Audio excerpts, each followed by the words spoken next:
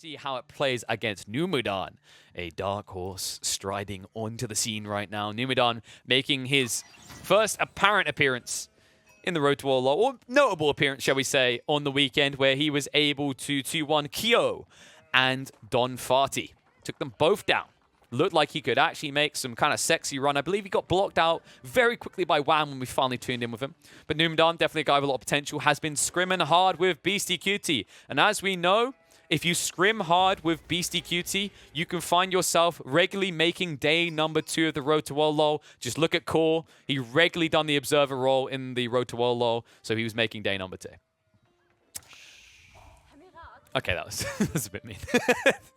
But Numidan, I don't think he's got dreams of being an observer. He's got maybe this the kind of pipe dream of making the World LoL. And you never know what can happen. There's still 6 slots up for grabs, and very quickly, outside of the first 2, people's lists become fuzzy on who will make it and who will not. And, well, if there's any time to really turn up, it is going to be in September.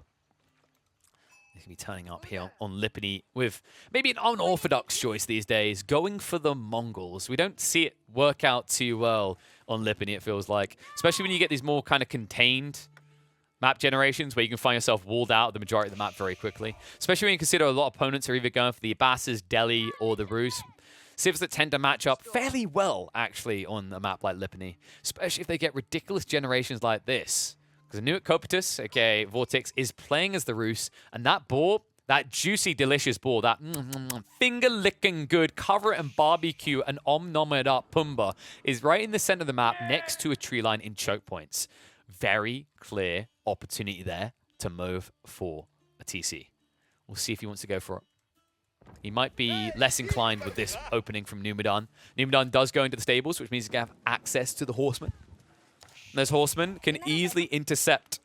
Now, one thing I'd love to see out of Numidan, I still think it's kind of underrated, is to go for the secondary scout off of the stables. Then again, he probably feels at this point it's a little bit moot, considering you're up against the Roost. They'll definitely have 3 scouts out in the field. Does mean that because you didn't go for that early scout, you're sacrificing a lot of additional eco across your opponent, as it should find probably 300 plus in the bounty in a 1 versus 3 scout situation. In fact, it's worse than that, as you're seeing here. It's not 1 versus 3 scouts. It's more like 0.75 scout versus 3 scouts, because Khan doesn't 2-hit these deer. And yes, Anuit is Vortix.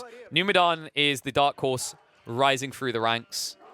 I believe he was top 100 and still is. 67th right now. Numidan is doing pretty damn well for himself. 77 games played. 53% win rate. It looks like he's had a 7% drop rate in games. I believe that's when you just disconnect. So it's still impressive with that many disconnects. For those wondering how he's done in the past, like this guy has always been floating around just the edge of what we note, which is the top 100. He actually finished Season 1 ranked 101st. His opponent finished in the top 20 because it's Vortix. And if you guys bother to take a look at the top 20, top 30, you can more or less take a half to 2/3 of the unidentified Smurfs and attribute them to Vortix and Lucifron combined. Speaking of Vortix in this situation, Wilbarra was gotten very early. Golden Gate is being built up, and he has pulled the additional villages. This does suggest we're going to get a ball play. It could even be a safe TC on the double D. In fact, I'm expecting that. I really like this placement. Look at this. The deer are overlaid. The boar is likely going to be guarded by Numidan because he did go for horsemen, a detail that Vortix is aware of because he's been scouting the base. Whoopsie. Woo. That was a good recovery there. One of the scouts went down. Could have lost a lot of sheep there. The reason you want to prevent these sheep is because you know that Numidan is going to require them. He's playing a very condensed base right now. And his deer are not an option. In fact, Numidan got ripped in that regard. Deer are somewhat close, but far out to the south side. Now the tech up complete. See if he goes to the play. Boar just doesn't make sense here anymore. Not now that Horsemen are in field. But he has got 200 gold. He's probably waiting for the secondary ticket. In the meantime, he's prepping his wood. The fact that Vortix hasn't dropped the Wooden Fortress yet definitely suggests that we're getting a secondary TC. Question is what Numidan's going to try to do in response.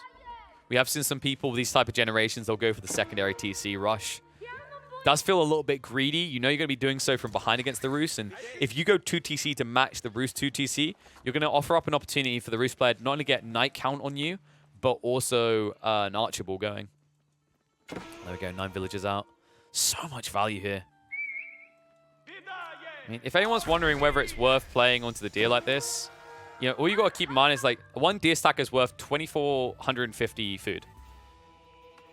So he's getting 4,900 food from this TC.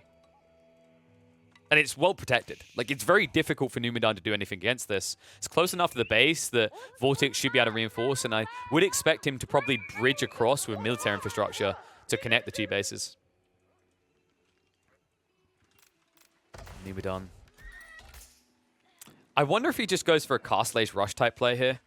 Looking at the relic spawns, he could easily pick up 4 relics from that type of rush, and it would allow him to try and apply pressure on this delayed tech up that Vortix is going to hit. Now, Vortix at this stage is feeling pretty good. He got 370 bounty in the end, which is remarkable, actually. But it shows you the issue with just having a Khan. The boars are still in play, so if he wants, he could easily go for tier 3 bounty. But I actually think that the boars are unneeded here. I think probably the goal for Vortix is to look for Castle himself, considering that so far Numidan hasn't actually shown any real aggression.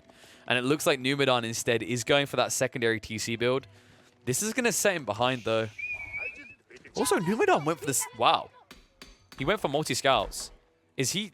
Well, he's not going pro scouts, so this has to be pro scouts. You don't get free scouts like this as the Mongols otherwise. You can't torch anything down with this. The TC is on its own, but free scouts is going to do nothing. So, right now, if Vortix just scout this out, he's probably looking going, this has to be like a... This has to be pro scouts. I wouldn't be surprised if Vortix reacts with Spearman to guard the deer stack now. So secondary TC coming out. Still no pro scouts yet. The issue, of course, for Numidan is he hasn't got enough people on gold. So even if it is a pro scouts build, I actually don't think he's going to be quick enough here. Because think about what's happening. He's got 2 people on gold. He needs to get up to 275 gold. And then also, it's going to take 1 minute and 15 seconds. So this can't be a pro scouts build at all.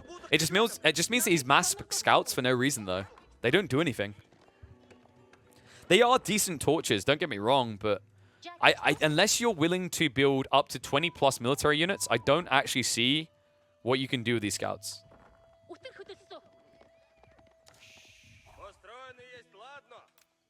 Well, hopefully he's going to reveal me. Oh, it is. It's going to be a TC rush. Okay, this makes a little bit more sense. Someone in chat did call it out. I noticed at the moment I saw superior mobility, it had to be. But this is very ambitious.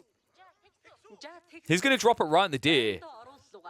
However, knights are already going to start coming out. So the issue that Numidan might have is how does he protect the TC and his home base as well?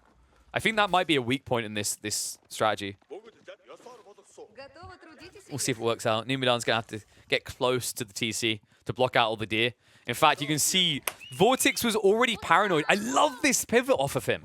He sets up walls on the north side. So sure, the TC is going to go up, but he can just go north and drop a hunting cabin. In fact, right now, he's going to body block it out. Knight's preventing it. He's sticking on top of it. And the walls go up from Vortix. Brilliant micro here. He's going to back off. He's actually going to pursue. Wall's still going up. More to be built. He'll sacrifice 1 or 2 villagers, but this does not feel like a great TC placement for Numidan. And the Knight is still alive. The Knight takes so long to die as well. Brilliant play out of Vortix. This idle time alone is causing Numidan to suffer. He's 8 villagers behind. More walls going up. Vortix has played him like a fiddle. This TC has no value.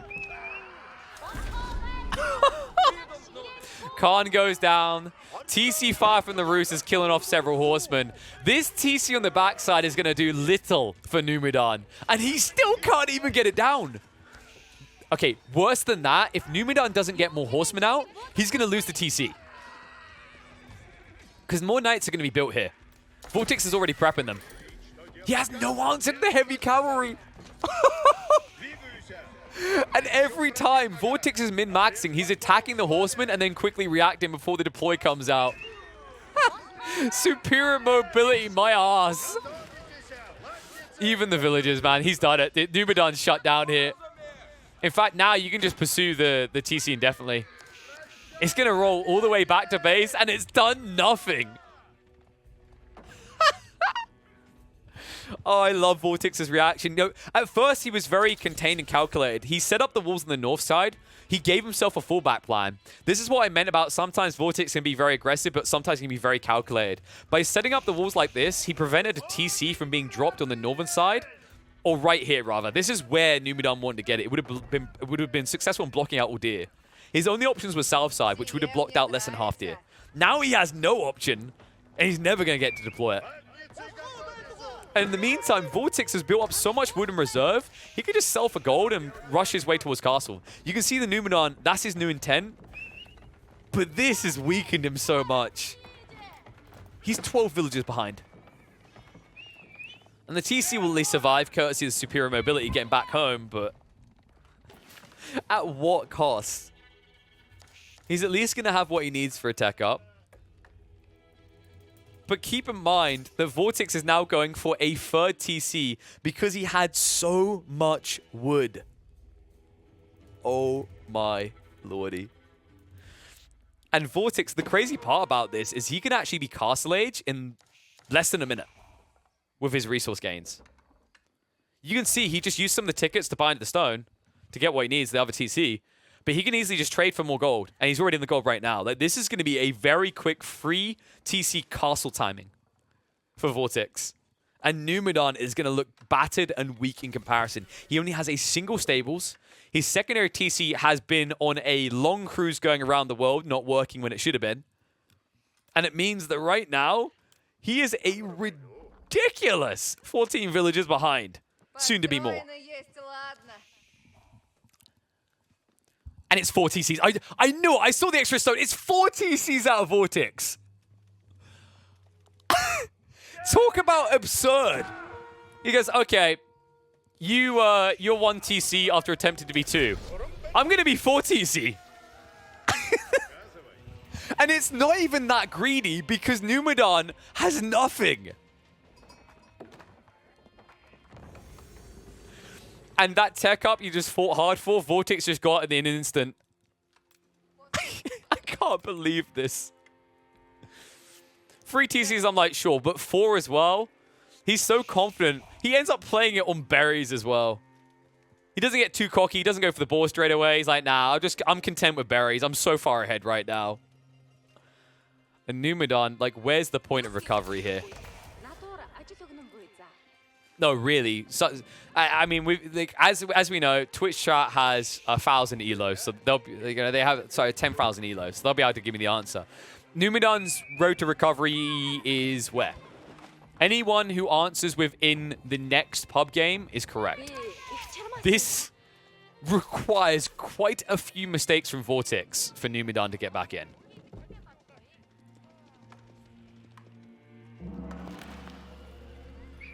Vortix DC is definitely the only option. There you go.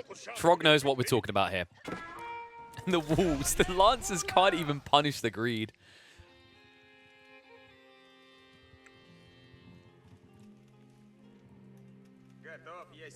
Oy, oy, oy.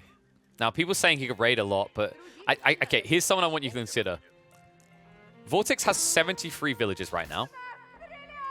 He has 3 extension TCs. That's room for 30. 45 because of this. Wooden fortresses. He has 3 of them. That's another 24. Right now, Vortix has safe places for 59 of his villages. Good luck with all those raids. It is so difficult to do enough damage with a few Lancers here. Because with a little bit of micro, Vortix can just easily shuffle his villages around and always prevent any damage done. Here you go, raid in. Lancers will try. They'll snipe 2 villages, but now he knows what you're up against. So Vortix will probably just drop a wall here, mass horse archers, and chase you away. And now the ball play as well. Because remember, of course, Vortix has so many villagers. Everyone's going hungry at home. Like hungry little hippos, they're going to go find something to munch on. And Vortix, because he's up against Lancers, his instant reaction is to get textiles. Love this detail. You've got a lot of villages to protect, you know? You've got 4 TCs worth. We already highlighted that about 60% of them have a home in a garrison point. The rest have to live in the streets. At least give them some clothing to stay warm at night.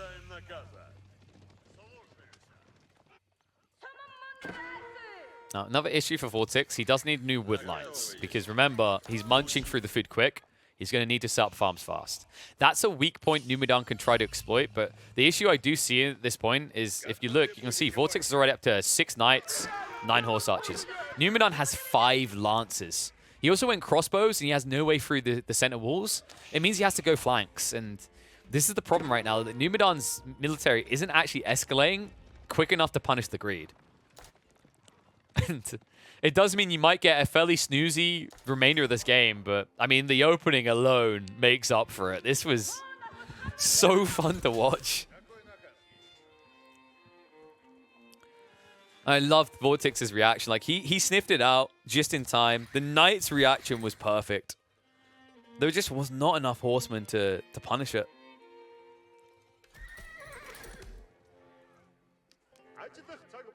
Numidan.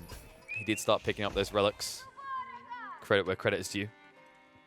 However, it looks like it could still end up being free relics. Oh, no. Numidan's going to yoink him. However, Vortix can kill this shaman. He can actually... He doesn't even need to worry about wall lulls, remember. Why? Because you can't convince a monk that he's no longer a monk. Or in this case, you can't convince a warrior monk that he's no longer a warrior monk. If only. So it means you're going to get yoinked. Oy, oy, oy. Meanwhile, the raid came in south side, so he couldn't even intercept. Relic's just going to be taken away from him. So Vortix should end up with a majority. 3 relics for him, only 2 for Numidan. Trebs are at least trying to breach through the center, but this delay, the amount of time it's taken him. How many villages do you think Vortix is at? 100 plus now, right? 104. Numidan, how many do you think he's at? 48. Oh, no, okay. Credit where credit is due. He didn't lose as many villages as I thought. 66 is respectable. I expect it to be less. I thought 48 was going to be too... Like, did I say 48? I thought it was going to be too high. I thought maybe 55 max. But I'll give him credit. This condensed eco has kept him alive. However, it means he hasn't been thriving.